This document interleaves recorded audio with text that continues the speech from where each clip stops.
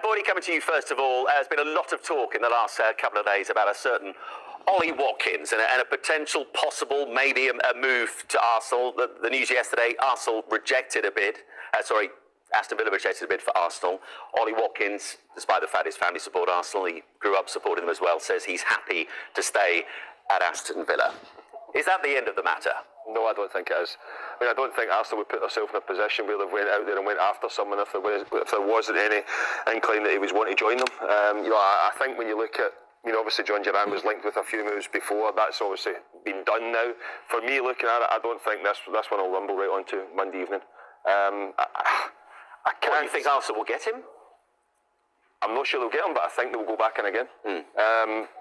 As I said, football clubs won't put themselves in the position where they're putting themselves out there to be shot down, because there will be. That's why they've got agents. There will be talks there will have been talks taking place beforehand. Would they be interested in coming? Do you think we can get a deal done? And they wouldn't waste their time. They would go elsewhere if they didn't have any inkling that there is a potential for this move to happen.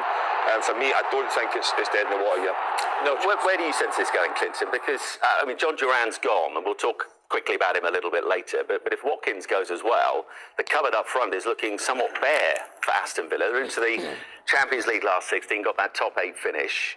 I know Arsenal, of course, were still in the Champions League as well, but from a Villa point of view, yes, money talks, but it doesn't make a whole lot of sense. No, it don't, and they're linked to the likes of João Felix, Asensio, but these are not players. These are different kind of centre forwards, and they're not out and out centre forwards. They're more like creative players. Ollie Watkins is an out and out number 9 that wants to stretch, wants to go in behind. He's a natural goal scorer. So I'm agreeing with Boydie. This ain't going away. This won't go away. Obviously, they lost John Duran for a lot of money. If Arsenal make a bid for someone, and we know the thing with Arsenal side, so Arsenal are a big football club. If they don't go and get Ollie Watkins in this window, then there's a situation that they have to try and go put all their monies into that basket to try and go and get Ollie Watkins. If you say that you're such a big football club, try your hardest to go and get it. If you're 60 million, I don't know what the sum is, but if you go to 80, 90 million, and he's 29 years of age, Aston Villa will have to have second thoughts of it. Hold on, we might have to sell him. I don't think Aston Villa will. They'll be crazy to sell Ollie Watkins. He's so integral to the way they are and the way they play at the moment. But if Arsenal are serious about catching Liverpool, I think they need a number 9, and that is Ollie Watkins. At 29, is that value, though? The kind of thing. It's not value. It's not. Of course, it's good value for Aston Villa, but for Arsenal, it's a lot of money. Yeah. But if you think here and now you want to challenge Liverpool and you want to compete and win stuff, Ollie Watkins will still go at that level for the next 2 or 3 years because he's fit. He can even go beyond that. So it's not a deteriorating player, but you're not going to make no value on the player. That's what I mean. But for the here and now, I think it would be a good signing. But Villa would be crazy to let him go. And it's not just about the money. So it's about the colliding of the ambitions of these two big clubs. Villa, big club. So if they let him go to Arsenal, what does that say about the ambitions of Villa? Yeah, and that's what I don't think Aston Villa will let him go. I think with Duran going as well, I think Ollie Watkins is integral to the way that Aston Villa play.